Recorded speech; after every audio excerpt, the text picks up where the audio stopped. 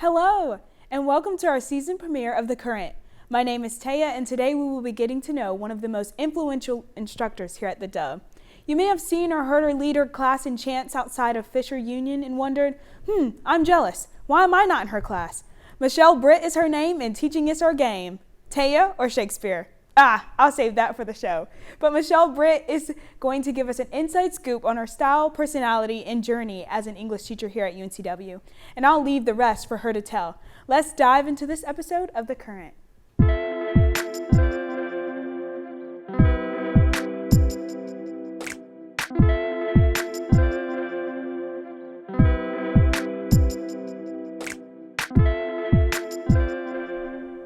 Hello, I'm Alex, and I'm joined here today by the lovely Michelle Britt, English teacher here at UNCW.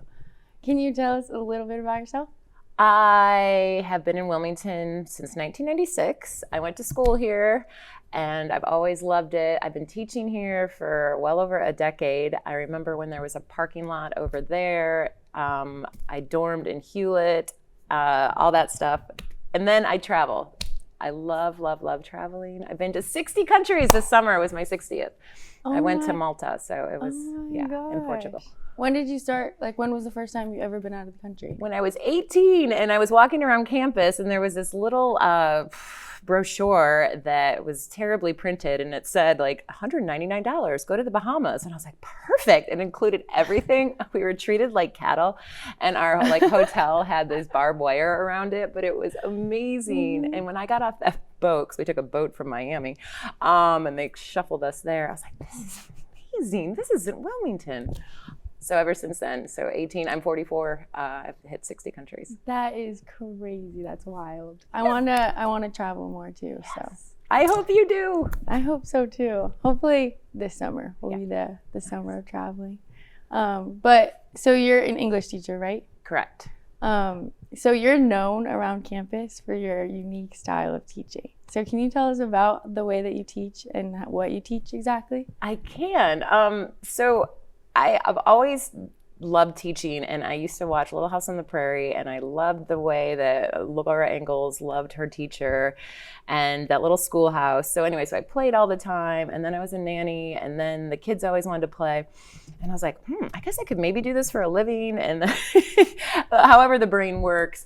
And then I started going to school here, and then I didn't declare a major till my junior year. And so I had enough English credits. I was like, I like reading, I like teaching, and it all just kind of fell into place. But then I got into the classroom, and I was like, and I don't do well inside areas. And so I went outside as much as I could. If it was raining, then we stayed in, but I always went outside. And I was like, students really respond when we're outside. And my colleagues would often say it's how do you get their attention on you and on the subject matter outside? I was like, I don't know. It works.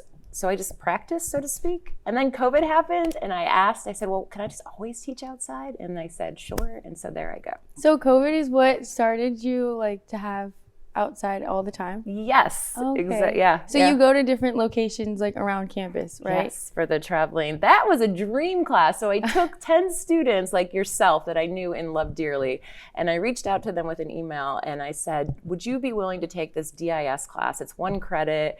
We're going to do literature. You don't really need the credit. And I felt like they'd be okay with it. So they did this experimental course with me just on a trust whim kind of thing, and it worked out beautifully. Oh my gosh. Yeah. So it's just literally literature in motion.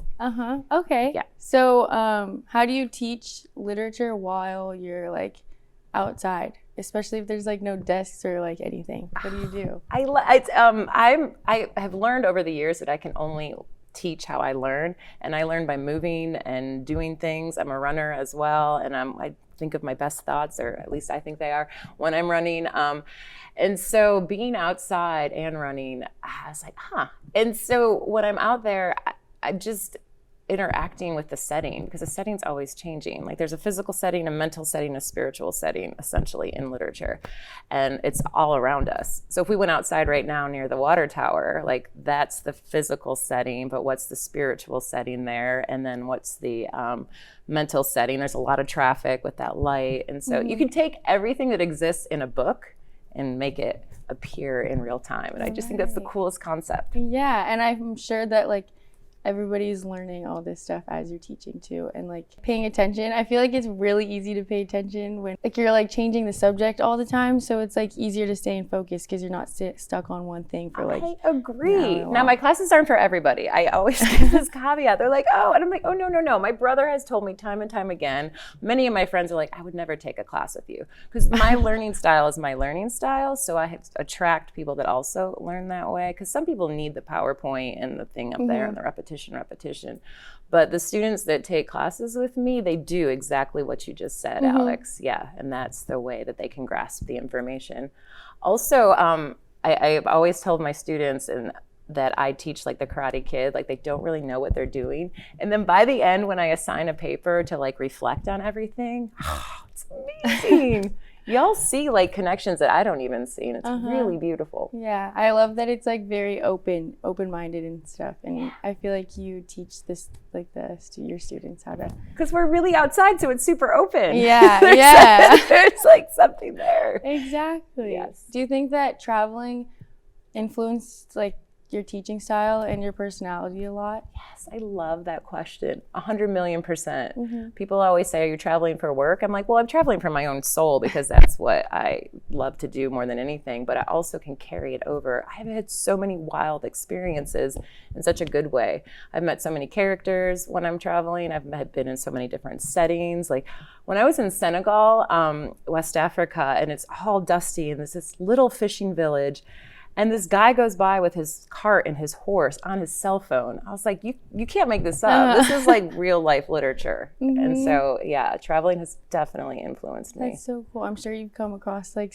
all kinds of people and cultures and stuff. Yes. And then I meet people, and it's just so neat. And then they follow the Instagram page, because that particular class has the Traveling with Class. Like us, follow us. And so their posts start coming in. So then my students have access to these other people from these different countries. So I think that's a kind of a cool collaborative learning. So back to how you said that, I remember earlier you said that somebody asked you about how do you keep people like focused on you when you're teaching? How do you how do you? I feel like giving you an example right now, but I'm not, because like I just all of a sudden I'll change things up. Because there's so many squirrels in my own head, and all of a sudden I can see myself. I was told early in my career, when you're bored, they're bored. And so I can find myself, because I've been doing it for so long, like, ooh, so I'll change things up. I also have like a little bag of tricks, excuse me, like Mary Poppins bags. So I have like tennis balls, different things and objects, and you can do so many different things with objects with students in the interactive part of it. I kind of go back, there's a book, Everything You Need to Know You Learned in Kindergarten. I kind of go back to that often. Okay. And don't you do like Wacky Wednesdays on Wednesdays? I do. I love Wacky Wednesdays. They're my favorite. Dr. Seuss is my favorite author of all time. He's a Pisces as well. And so we actually share like 24 hours with our birthdays, 2nd and 3rd. And Wacky Wednesday is a book that he wrote. But they don't know that, student. Well, now you all do. But anyway, there's a book called Wacky Wednesday. So every Wednesday I'm more random than usual. Okay, so can you what's like an example of something you've done on Wacky Wednesday? One of my favorite Wacky Wednesdays was we met over at Chick-fil-A, and then I was going to go in the woods, and then the trolley went by, and I was like, I was in that. Oh, it's the best. Find the post. It's this video on Instagram. It's so, and the looks on everyone's faces are of amusement and also confusion, but also like deep thinking, and we just went around and we were literally literature in motion. Yeah, that was cool. And so even though I may seem like I do have some element of control, but Wednesday I try even harder to let go of that and just let the universe take over and teach. That's so cool. I feel like it's also very like memorable. like a lot, like your whole class in general is just such a memorable class, and we're like learning at the same time, and we don't even realize it half the time that we're learning stuff. That makes me so happy to hear you say that. I love it. Yes, and the word me is memorable, and I just want you all to realize how beautiful and amazing you are, and the me that is in you that perhaps sometimes you forgot. It's there. Again, it's not for everybody. I just want to say that. And I don't know that bio could be taught, so it really lends itself well. Yeah. I remember when the first day of your class that I took, we had like the music going around because can you explain how we start the classes every class? I can't explain that. So we dance and it's so funny. So I do things because I just am like, it makes sense to me. And usually students will join in it. But then I've read so many studies since that like helps you shake off anxieties. And I have noticed that students loosen up after it. But so we pick a random song. It's usually hip hop or Latino trap music is what came up on my Spotify that I listen to the most because for whatever reason, that's what comes on when we dance. And then everyone just does a little move and then we pass the move. And it takes like a minute or less and it kind of just frees people. I feel like I did notice that for sure. Yeah. In like throughout from the beginning to the class to the end, like people were so much more like free by the end. It's amazing to see. I would love someday to like take some kind of video of the first day versus the next because the change and transformation and kind of the look of like, what are we doing? And then like, what are we? Yeah, exactly. But what are you most proud about your students? You, people like you. It means the world to me that you asked me to do this and just to see you all like living your passion and like doing what I love to do, which is that, but this is what you love to do, or seeing if it's what you love to do, and just getting emails from people like, hey, I'm in Bali, or hey, I'm in London, or I got that dream job. Yeah. It touches my soul. Aww. Y'all are so beautiful. Aww. It's amazing. We love that. I love to hear that. Well, thank you for coming on our show. When we come back, we'll have a game about Shakespeare. Wow, I'm going to fail so miserably.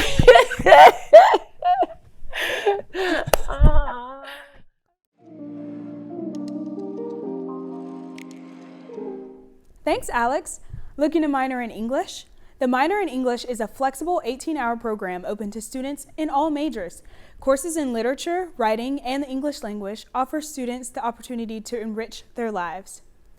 Not only do we have an incredible program for English minors, but the English department also provides and offers opportunities to study abroad in Wales and Argentina. If that sounds interesting to you, check out UNCW's Study Abroad website at uncw.edu/international/abroad. Speaking of waves, students get ready to enjoy some well-deserved beach time. Spring break for spring 2023 is coming up March 5th through the 13th. See you at Wrightsville. Thanks, Taya, and welcome back to The Current. Now we're going to play a game that will put Professor Britt's literary knowledge to the test. I'll read a line, and you'll have to decide if it's a line from Shakespeare or if it's a rap song. Okay. You got this. Got this. All right. So the first one is, dark as the midnight hour or bright as the morning sun. Is that a rap song or is that Shakespeare? That's Shakespeare. Oh. Or Kendrick Lamar. I mean, one in the same. He's the modern day. You know, I would have guessed that was Shakespeare too. Thank you. That was pretty good. Yeah.